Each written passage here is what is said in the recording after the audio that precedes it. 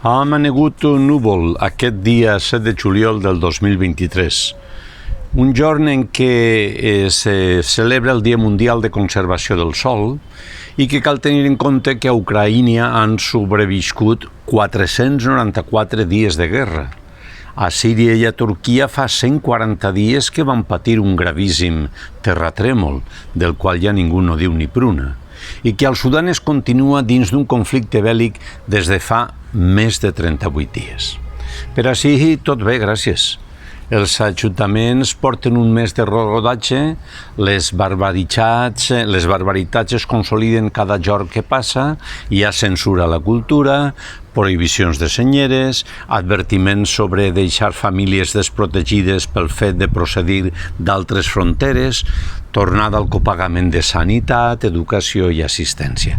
Hem començat la campanya de la bipolarització sobre la coalició d'esquerres i la de la dreta amb els ultres. Per al 23 de juliol convé mirar no sols el color de la papereta, sinó els integrants de les llistes que es presenten per fer la tria que cal.